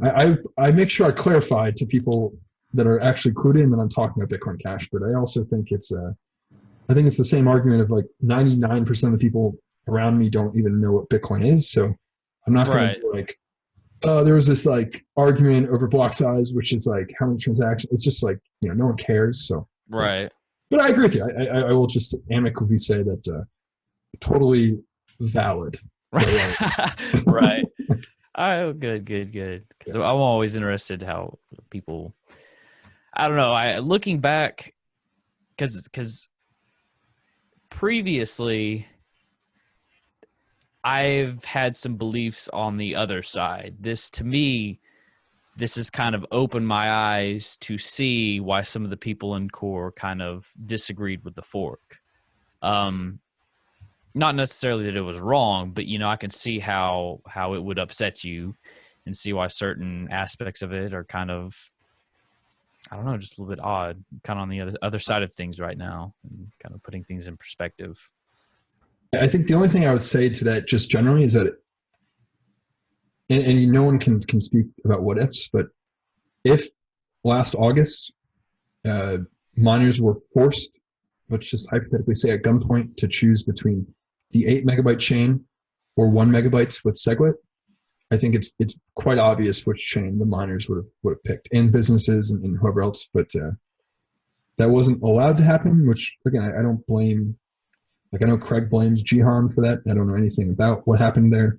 I think Omri, again, the problem is turn to personalized. I respect ABC. I think that they're the reason why Bitcoin Cash is, exists and all that kind of stuff. I just don't, I don't think that they own Bitcoin Cash. I don't think that, I think the miners choose. And let's be honest, the ABC are employed by miners. There are miners that wanted ABC's changes.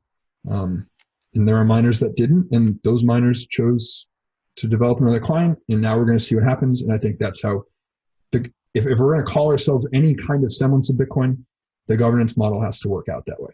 But right. I guess my thing, my position is this.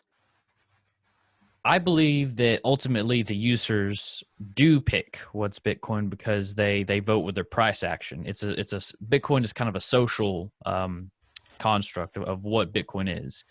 So for me, this fork says, do we all socially agree that the miners pick?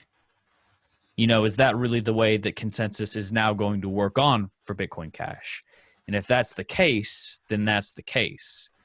But I don't think that that's fully decided yet. So I'm very interested to see if that's what happens, and that's the future of Bitcoin Cash. Because if SV does win this time, I think that will be the new standard forever. I think that's the deciding factor. Yeah. So I'm ultimately just ready for it to get over with, because I think as who was it that it was either Emil or Chris Pacia that said it, that this is where we kind of define what Bitcoin Cash actually is. Yep. I agree. So looking would you support Bitcoin Cash if SV went? I will. I've actually put a lot of thought into it. My position is I left Bitcoin Core because they kind of suck, and don't really match with my ideals. SV doesn't either. So what I guess I'm going to do is just support SV is like the main chain, and probably be a little bit less critical of core itself. But I think people like myself and a lot of people who want something different are going to have to look for altcoins for a little bit and then just kind of support their main chain. But I don't know. I guess I'm going to kind of split my attention between SV and somewhere where my ideals are kind of matched. So I think I will support SV, especially if they keep the BCH ticker. I mean, then it's Bitcoin Cash, but I will be slightly disappointed. I think one thing we didn't even talk about, but I know we've gone a while here, so I don't want to keep us all here, but I think the other argument that has to be made is the idea of sound money. Like, I think that's why we're all here. I think it doesn't, in a weird way, I actually don't think it gets talked about enough. That, like, we can talk about all these technical things all we want, but at the root of why Bitcoin was created, it was created for sound money. Mm-hmm. And that was, well, that may not have been the white paper. That was, again, one of Satoshi's first words, really, was like, the central banks inflate the currency at will. So that, I think, is, I think regardless of where people fall on these two things, like, if you're here for sound money, there's no reason to think that under either rule set, sound money is threatened. Except I will say, and this is why I think it's important. I didn't know whether to believe Craig, but I think Roger's admission, Roger seems to have put thought into it and been like, there might be legal problems, but I don't care because I don't, like, I stand against governments enforcing this anyway. I actually have a very hard time accepting that we're going to accept some kind of legally questionable thing and just hope governments just don't act on that and shut down miners, for example. And I've done a little bit of research into this. This actually came up with social media sites of this is Craig saying. Craig says that you're choosing between common carriers and publishers, essentially, if you do something like DSV, because you either become a validator of the contract or you just become a common carrier of the contract if you're using something like Raven signatures or something inside of script. Again, I'm not a lawyer. I have no idea how true that is, but the reason why I'm saying this is because when I saw Roger's video, he seemed to just accept this as fact. That threatens sound money. If governments can hold miners responsible as something different under the law, which the reason why I'm bringing this up is you look at social media sites, they actually ran this exact same issue. Facebook and Twitter and all these companies were actually, I think it was in the UK, where it was legally questionable whether they're cited as common carriers or publishers of content. And if they were publishers, they became responsible for every single thing put on by users. I think these are interesting questions. I don't hear anybody talking about the legal stuff around this. And I find the legal stuff incredibly boring because it always ends up being a bunch of nothing. Yeah. I think. But what if it could be something though? That's I don't know. That's I mean, it never has been, and like I said, Craig's kind of repeatedly talked about, bringing segregated people who validate segregated signatures under some law, but it's been there for a year, nothing's happened. I don't believe it will. I think there are a lot of. I think ultimately, there are Craig and Calvin are both from Bodog, and they like to bluff a bit. I think this is kind of a bit of a game, and bluffing is fair game. But I think it's a bluff, and I'll call it.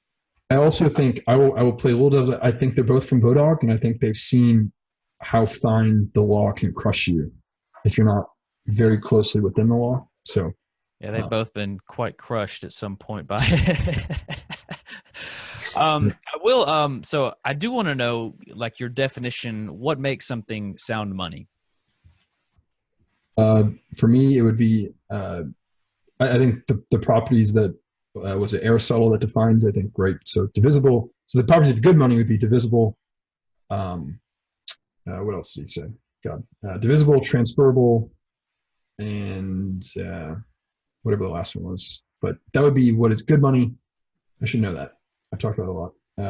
That would be good money, but I think what sound money would be unchanging, right? So the problem with money in the United States, for example, is that, and if you talk to some people, I've talked to people who like defend quantitative easing, like this is the greatest system ever. It's the most scientific, foolproof system ever. But in the United States, obviously the Fed comes out with interest rates that we just all accept, and it's like we all just like crowd around CNBC and we're like, oh yep, that makes sense. The Fed came out with this number and it's all good.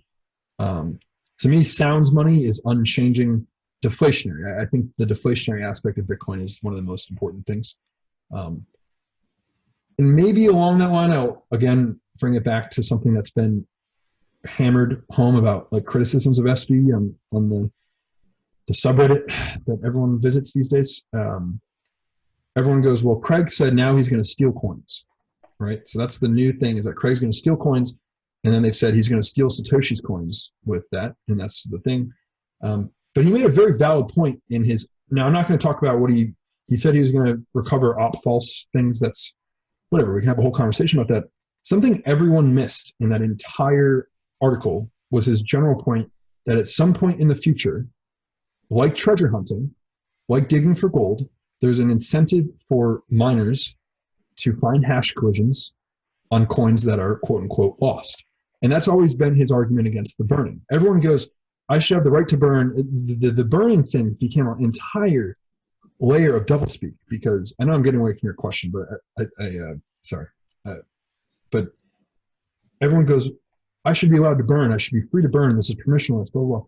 Craig never said, don't burn your coins. He said, the way that Omni was burning coins was stupid, because you're saying that there's three scenarios. And again, I credit Joseph von Perling for this analogy. I thought he had a brilliant analogy. He said there's three scenarios. Number one, or maybe four. Number one, everything's fine, that the key is never found. No, sorry, it's not a scenario. There's three scenarios. Number one, we take these people at their word, and the key, no one holds the key, but you now create buried treasure for a miner in the future. Okay, that is scenario number one. And now you have, at some point in the future, a large quantity of coins that come back into circulation into the economy, disrupting the future economy. Number two, you have a captain riding a ship, and they say, okay, throw your gold overboard right here, everything's safe, assuming that the captain didn't put you over like an uncharted reef, right, where they can now dig under and grab the coins. That would be the scenario where someone has the private key. I'm not saying it's true. Then the third scenario is, is any captain that says, trust me, this is a good spot to throw your gold overboard, are they actually trustworthy? A good captain would say, I'm not sure if this is the best way to do it, but it's the best thing we have right now. And no one took Craig's actual, I think Craig is a bad communicating, I think he's bad at communicating sometimes, but I thought he made a point that never went addressed, which was that the whole burning thing, he wasn't necessarily saying, I mean, I think he's since gone on Twitter and been like, burning is bad and whatever else. He made a very good point that these coins are not gone. Whether you like it or not, you're either creating, number one, an incentive in the future to mine those coins, which is exactly what he just put in his blog post about the false stuff. Sorry. The reason why I brought this is because the sound money thing, everyone's going, Craig wants to steal your coins and blah, blah, blah, blah, blah. It's like he's just stating a reality. This is what miners are going to do in the future. And we can have a discussion about the false thing. That's right. I think that's a moral quandary, but sure. Yeah, I was saying I previously, I would have jumped on the whole like stealing Satoshi's coin things, but I mean, I think there's a valid argument that if you don't, if the keys are gone and the address format stays the same, it might be 100 years or 200 years in the future. Eventually, somebody's going to crack that baby. It's a valid argument.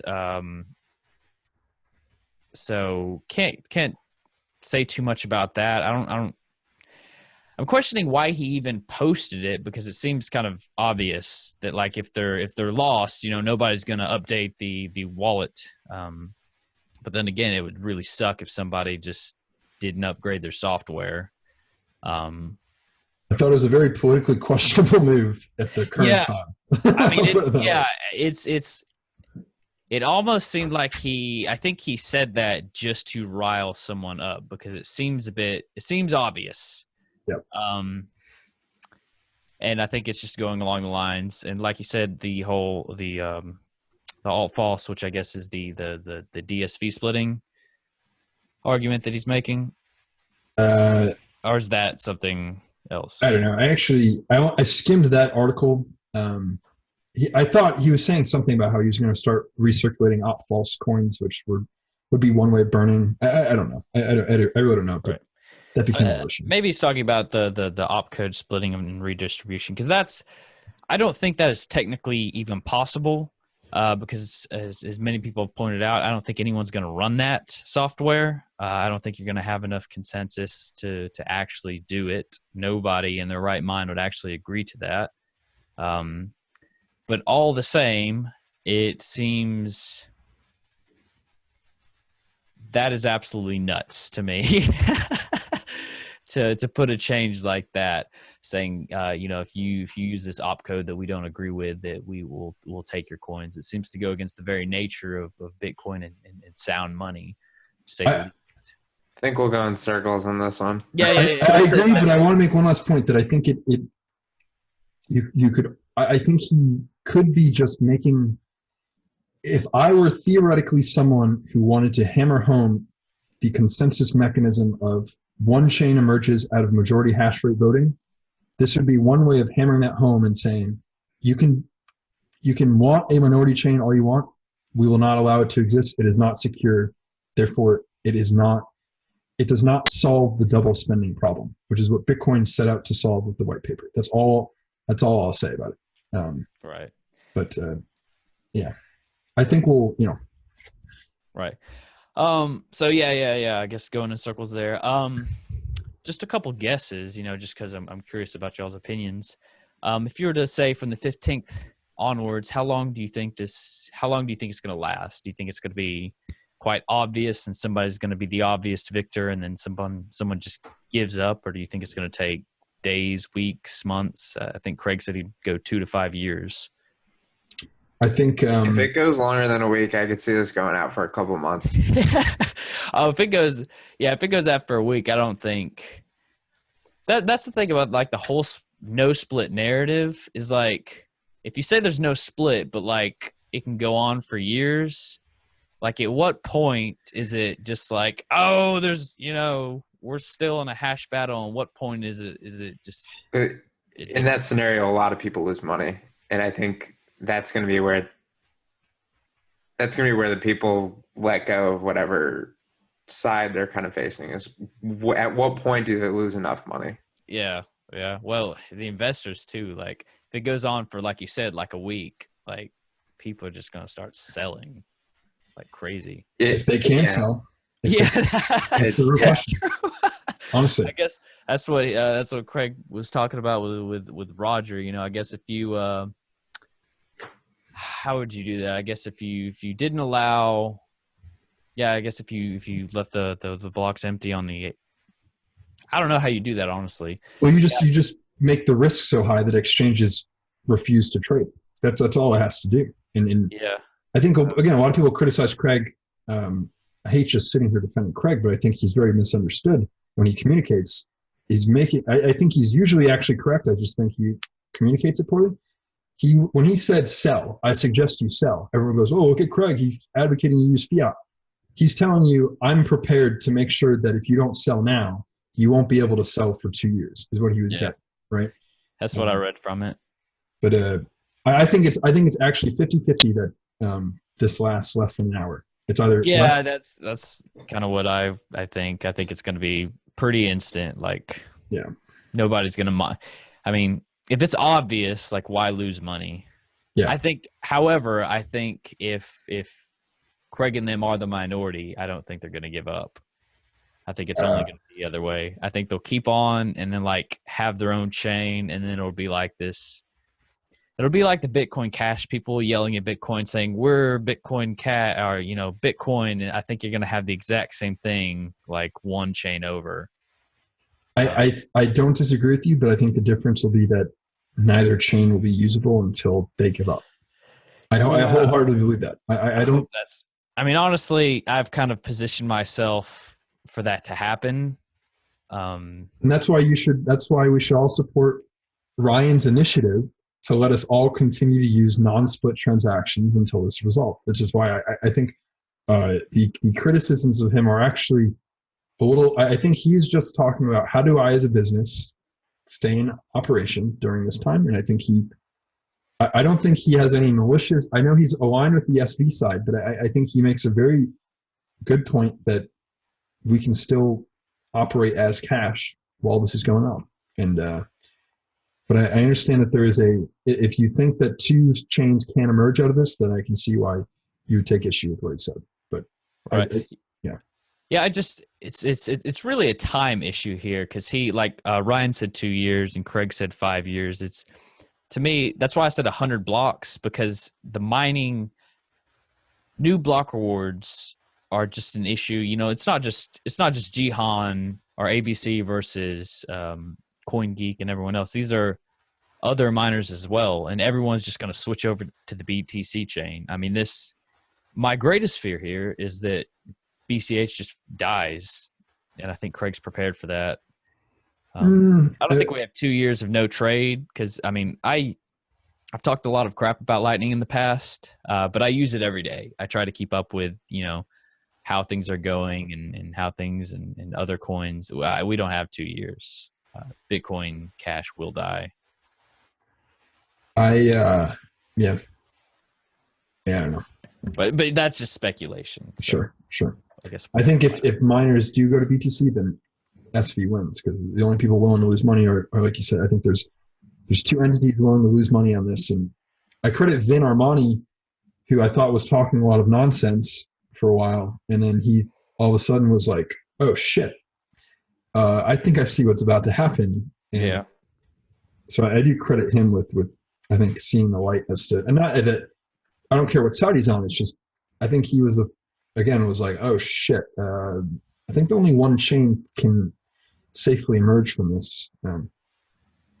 But anyway, that's my opinion. So yeah, I've been watching Vin's tweets. It's kind of a strange transition from his YouTube videos last week to like what he's tweeting now. I think he's on like some strategy. He's probably, he saw what Krawitz is doing. He's like, you know, I'm a follow Krawitz. I'm a be Bombadil on this one. Can't lose if you're above the fork. I think you're right. Yeah. So, which most of us should probably follow at some point. I think Krawitz is kind of on point on most of what he says. I think so too. Especially if you want to get to the center of the network. I think, I don't know, is there anything else we wanted to cover? I think we covered a lot of topics. We are kind of getting to the area where we keep overlapping. Yeah, with going in circles on some things, and I think we'll agree to disagree on a lot of different things. One more question that I do want to ask. If it's just N-Chain and CoinGeek on the SV chain, like, is that gonna worry y'all? I see like kind of differing opinions on if sustaining over 51% of the hash. Like, as long as they don't act, let's assume that nothing malicious is done, is it going to be worrisome if there are really just two block producers? I think that this is a false. I don't believe that there are two. SV pool it may not be thousands of miners, it's individual miners. SV pool is a separate pool. Whether everyone wants to believe it or not, it is. Craig has no reason to set up his own pool. He could just put it behind BMG. Okay. Didn't BMG like lose an equal proportion of hash rate as that the SV pool gained? I'll be open to looking at evidence for that, but I have no idea. Then the other thing I would say is that I mean there are other. I'd also argue that I think Bitcoin.com's pool went down a little bit as the SV pool rose a little bit as well. When they made that announcement, that seemed to actually. I did notice that, but again, it's anecdotal. But yeah, Corey, you're right. Correlation's not causation. So. When Bitcoin.com came out and said they were going to support the ABC chain, I remember specifically it went from 10% to about 6%, and then SV went up about 4%. But again, yeah, like you said, correlation is not causation. But I found that a little curious. I don't know. We need some persistent mining IDs to really know what's going on. You're right. You're right. Yeah. But I guess we'll see come Thursday. Do y'all know what time roughly it's, the first block will be mined that's split?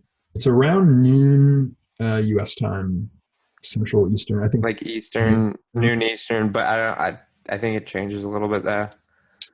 Yeah, variance. the decidance it's on some weird, I meant to look into it. Magnetic something. Does anyone know what I'm talking about? They say, okay. The fork is like based on some term called magnetic something. I don't know. I gotta look it up. But yeah, I have no clue. Sounds like way too complicated. That's what I thought. Like I prefer just like this block is gonna be split. Yeah, it's a little easier. But do y'all expect kind of like it to go on business as usual for a little bit, or it's just like snap, bam, fight? Or I think it's I hope it's fight off the bat. Yeah, I think. I bought tickets for this long ago. I'm Yeah. I need to. I know that y'all mentioned a little bit of a live stream and kind of if I wanted to go on, but depending on the time, I might just do it a large part of the day. I'd be interested to kind of capture my reaction of what happens. Everybody's. I think everyone should kind of do that. Cool. Yeah. I think too. We should definitely talk about. I know on Saturday, if you are interested. We're really, publicly, I should show you Keyport. I think you should put your stuff in Keyport. I think it's awesome. I think the whole concept is amazing. I think we're going to try and work with them to do some kind of live stream on both Thursday and Saturday. So I think on Saturday you mentioned you're interested. So yeah, definitely. Thursday might be tough, but Saturday. No problem. Yeah. Cool, man. Well, this is a good conversation. Right. I appreciate us doing it. I'm sorry that my words were what sparked it, but oh no, I'm glad it happened. I thought it was funny, just a nice little reason to talk. So I thought it was a great discussion actually, both sides. Yeah, obviously, I lean more on Connor's side, but I don't know. I don't want to be. Yeah. Right. You got a home. But I see your points on your side too, and it. I think Thursday will be a great learning experience for how, like you said, I think this is going to be a great educational experience for what's to come in the next couple of years. Right. Yeah. Cryptocurrencies all over. And I think that's why so many people are looking at the altcoin market, or the altcoin market's looking at Bitcoin Cash and what will happen. You can almost view Bitcoin Cash as like the sacrificial lamb. It's taking all the money for everybody else. Mm-hmm. I'm just glad that everyone's looking at us. I think that's pretty cool. Yeah. I've been looking at it and I just cannot believe that we have not dipped in price. And I'm looking online. Most people, and it might be because of like videos like mine, but people still widely believe that it's just going to be another airdrop. Which I need to make a video tomorrow, just being like, because that was just like me trying to explain what happens, without replay protection, not exactly what's going to happen when you put mining and kind of adversarial roles to that. But I think the general public is just going to be like, what the heck's going on? I thought I was going to get 2 tokens immediately.